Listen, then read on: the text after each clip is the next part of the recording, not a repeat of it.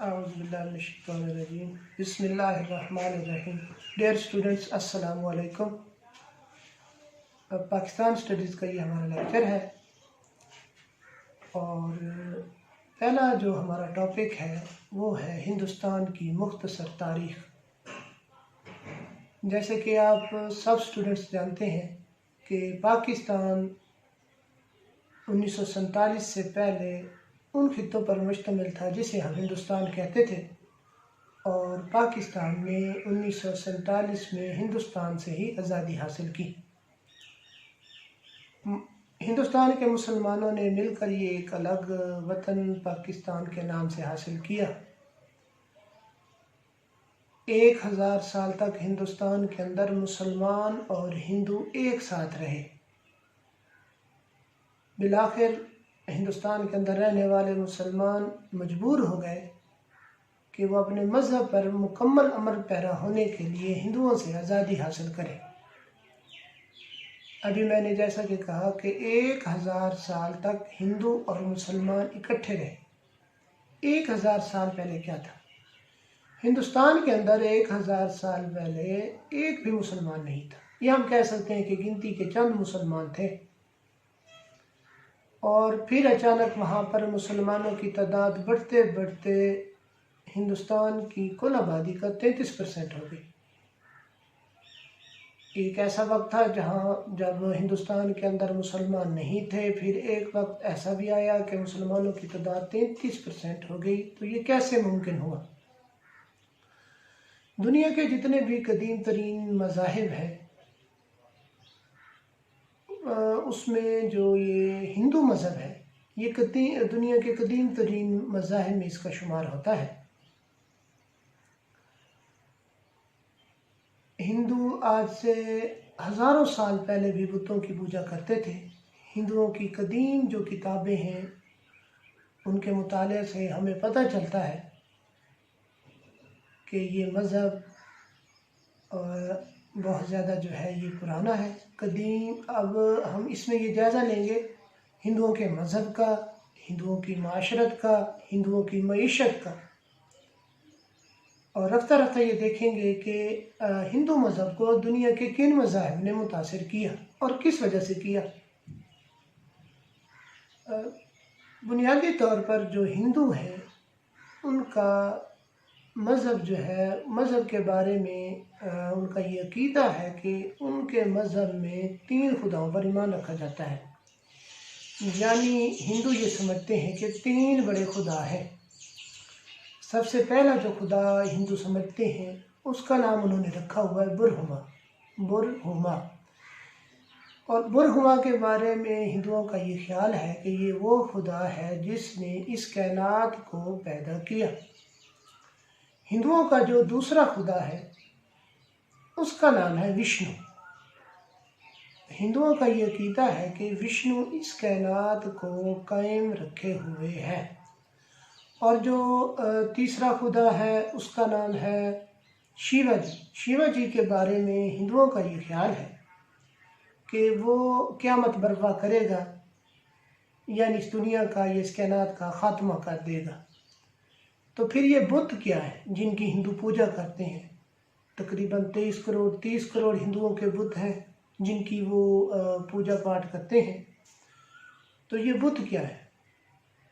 आम तौर पर हिंदू बुतों को अपना सफारशी, अपना नुमाइंदा समझते हैं और इनके सामने मन्नत व मनाजात करते हैं, और ये समझते हैं कि ये बड़े खुदाओं के सामने उनकी सिफारिश करेंगे।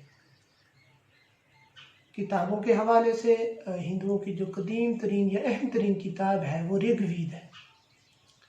फिर हिंदू मज़हब इसके मुख्तलिफ नाम हैं, या हम ये समझते, या ये आप समझ लें कि इसके मुख्तलिफ जो चैप्टर्स हैं उनको हिंदुओं ने मुख्तलिफ नाम दिए हुए हैं। जैसे ऋग्वेद किताब का नाम है, फिर पुराण भी अपनी किताब को कहते हैं, वेदा और गीता भी अपनी किताब को कहते हैं। हमारे मज़हब इस्लाम के मुताबिक तो ये है कि कुरान मजीद अल्लाह ताला की उतारी हुई किताब है। इसके बरक्स हिंदू ये समझते हैं ये जो ऋग्वेद है, या ये पुराण या वेदा या गीता है, ये जो कदीम हिंदू पंडित थे, ये उनकी लिखी हुई किताबें हैं। बहरहाल वो इसको मुक़द्दस किताब ही समझते हैं। हिंदू माशरत का जायज़ा लेते हैं। मशक्क़ती हवाले से हिंदुओं ने अपने माशरे को 4 ज़ातों में तकसीम किया हुआ है।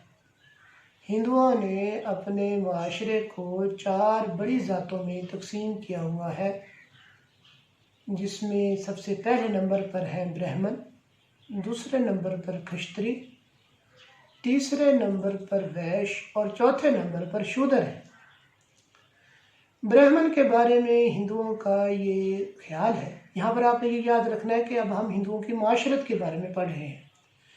ब्राह्मण के बारे में हिंदुओं का ये ख्याल है कि ब्राह्मण को उनके खुदा ने, यानी हिंदुओं के खुदा ने अपने मुंह से पैदा किया, इसलिए ब्राह्मण का काम जो है वो खुदा की हम्द व सना करना है। बड़ी ज़ात के जो पंडित हैं वो ब्राह्मण ज़ात से ही ताल्लुक़ रखते हैं। खिश्तरी के बारे में हिंदू माशरे में ये समझा जाता है कि खिश्तरी को उनके खुदा ने अपने बाजुओं से पैदा किया और इनका काम जो है वो मुल्क की हिफाजत करना है, यानी ये मुल्क की मिलिट्री हैं जो मुल्क का दिफा करेंगे।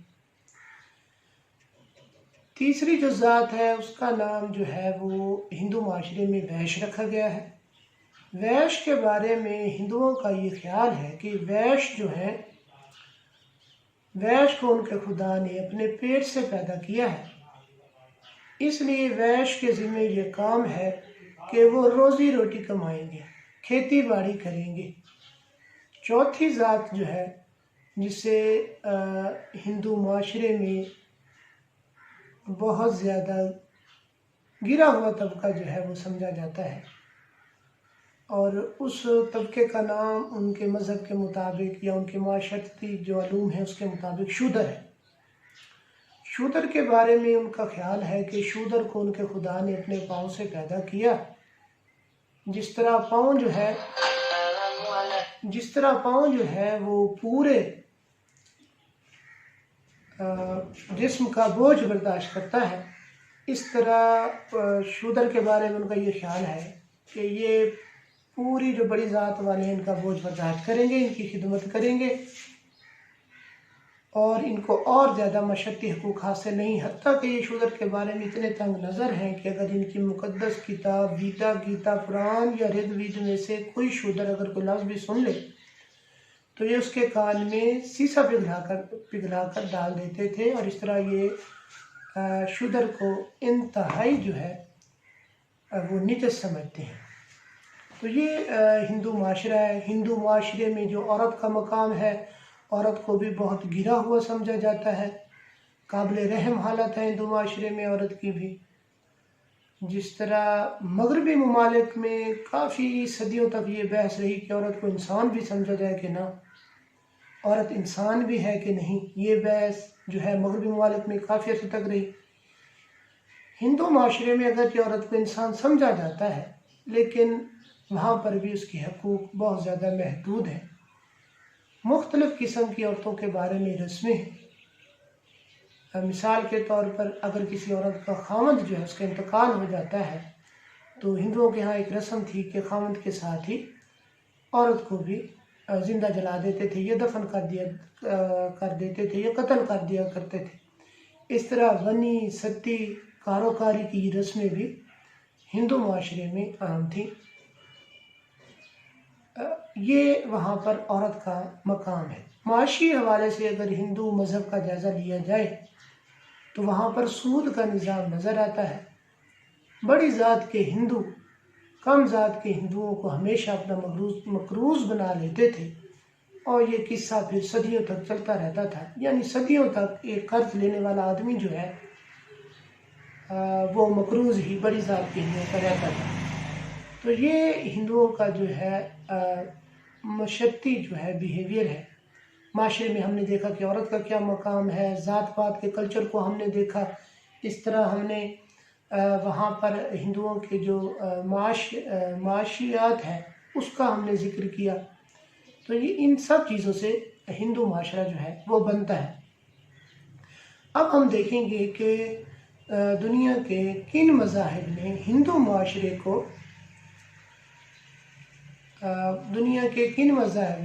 ہندو معاشرے کو متاثر کیا یا ہندو مذہب کو متاثر کیا اور اس میں کسی نہ کسی طریقے سے اپنی جگہ بنائی. تو یہاں پر ایک مذہب کا ہم ذکر کریں گے، سدھارت، جس کا نام جو ہے آپ جانتے ہیں گوتم بدھ، اور وہ جو مذہب لے کر آیا اس کو بدھزم یا بدھ مت کے مذہب کا نام دیا جاتا ہے. اس کا اصل نام تھا سدھارت. ایک بادشاہ کا بیٹا تھا، اس کی شادی ہوئی، کسی بھی حوالے سے وہ گھر سے دل برداشتہ ہوا اور اس نے ہندوستان کا سفر شروع کیا. ایک درخت کے نیچے بیٹھ کر وہ ایک لافانی یا نظر نہ آنے والی چیز کی پرستش کر رہا تھا، پوجا کر رہا تھا کہ اس کو گیان ملا. گیان اس طرح سمجھیں جس طرح ہم کہتے ہیں کہ فلاں شخص کو ولایت ملی. تو گیان یہ ہندی کا لفظ ہے اور اردو میں اس کے لیے جو مؤثر لفظ ہے وہ ولایت ہی ہے. تو وہاں پر وہ چلا اور وہاں پر ہندو آبادی میں داخل ہوا. تو اس نے یہ دیکھا کہ ہندو معاشرہ جو ہے وہ ذات پات کے نظام کا شکار ہے.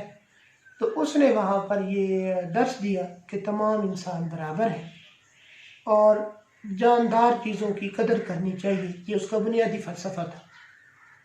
چنانچہ جو کم ذات کے ہندو تھے وہ اس کے مذہب سے متاثر ہوئے اور انہوں نے تیزی سے بدھزم کا مذہب قبول کرنا شروع کیا. یہاں پر آپ نے یہ بھی یاد رکھنا ہے کہ ہمیشہ کمزور طبقہ ہی کسی نئے آنے والے مذہب کو جلد قبول کرتا ہے، کیونکہ نیا آنے والا مذہب کسی بھی علاقے میں ہو وہ سب سے زیادہ وہاں پر جو رہنے والے ہیں وہ کمزور طبقہ ہی ہوتا ہے اور وہ ان کو ہی متاثر کرتا ہے.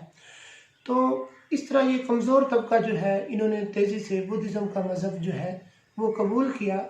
کس وجہ سے؟ کیونکہ بدھزم کے مذہب میں تمام انسان برابر ہیں اور انسانیت کی قدر کا، انسانیت کے احترام کا، رسپیکٹ کا وہاں پر ہمیں درس ملتا ہے. اسی اسنا میں ایک اور مذہب جو ہے ہندوستان میں وارد ہوا. یہ مذہب جو ہے مہاویر لے کر آیا اور اس مذہب کا نام تھا جینزم. جین مت بھی کہا جاتا ہے. یہ بھی بدھزم سے ملتا جلتا تھا. اس میں بھی اخوت کا درس دیا گیا. اس کے علاوہ تمام انسانوں کو برابر سمجھا گیا اور مشقتی حوالے سے انسانوں کی عزت کا، رسپیکٹ کا اس مذہب میں بھی درس دیا گیا. چنانچہ ان دو مذاہب نے ہندو معاشرے کو بہت زیادہ تیزی سے متاثر کیا.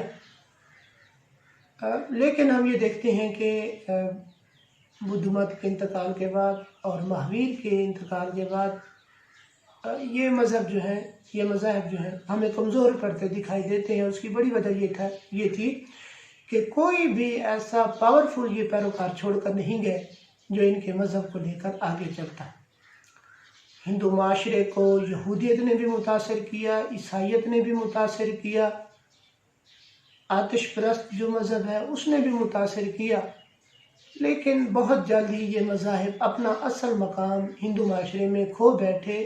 تو اس طرح ہم کہہ سکتے ہیں کہ ہندو جو معاشرہ تھا، جو ہندو مذہب تھا اس کو ایک سالوینٹ کی حیثیت جو ہے وہ حاصل ہو گئی تھی. یعنی جس طرح پانی ایک سالوینٹ ہے، اس میں جو چیز بھی مکس کریں وہ پانی میں حل ہو جاتی ہے. اس طرح جو بھی مذہب ہندو مذہب سے ٹکراتا وہ کچھ عرصے تک تو اپنا اثر ظاہر کرتا، لیکن بعد میں وہ بھی ہندو معاشرے کا حصہ بن جاتا. تو اس طرح ہندو معاشرہ جو ہے ایک سالوینٹ کی حیثیت اختیار کر چکا تھا. پھر جو ہے آج سے 1450 سال پہلے نبی کریم صلی اللہ علیہ وآلہ وسلم نے نبوت کا اعلان کیا اور لوگوں کو مذہب اسلام کی پیروی کا درس دیا. یہاں تک جو ہے آج ہماری پہلی کلاس مکمل ہوئی اور میں تمام اسٹوڈنٹ سے گزارش کرتا ہوں کہ وہ ابتدائی جو 2 یا 3 لیکچر ہیں وہ ضرور نوٹ کریں، کیونکہ یہ مختلف کتابوں سے لیے گئے ہیں. اگر کسی ایک بک میں سے ہوتے تو میں آپ کو ریفرنس بتا دیتا. تو اپنی آسانی کے لیے آپ کو یہ چاہیے کہ جو پہلے 2 یا 3 لیکچر ہیں وہ آپ نے ایک ایک لفظ جو ہے وہ نوٹ کرنا ہے. انشاءاللہ تعالی ہم اپنے نیکسٹ لیکچر میں دیکھیں گے کہ کیا اسلام بھی ہندو مذہب میں جذب ہو گیا یا اسلام نے ہندو مذہب کو اپنے اندر جذب کرنا شروع کر دیا. نیکسٹ انشاءاللہ تعالی ہم اپنے ٹاپک میں اسلام کو ڈسکس کریں گے اور دیکھیں گے کہ اسلام نے کس طرح ہندو مذہب کو، ہندو معاشرت کو، ہندو معیشت کو متاثر کیا، اور کس طرح ہندو معاشرے میں اسلام نے اپنی جگہ بنائی۔ نہ صرف وہاں پر لوگ مسلمان ہوئے بلکہ ہندوستان کے اندر کم و بیش 800 سال سے 1000 سال تک کسی نہ کسی طرح سے مسلمانوں نے حکومت بھی کی۔ تو انشاءاللہ تعالیٰ نیکسٹ اپنے ٹاپک میں ہم دیکھیں گے اسلام کے بارے میں کہ اس نے ہندو معاشرے کو اور ہندو مذہب کو کس طرح متاثر کیا۔ وما علینا الا البلاغ۔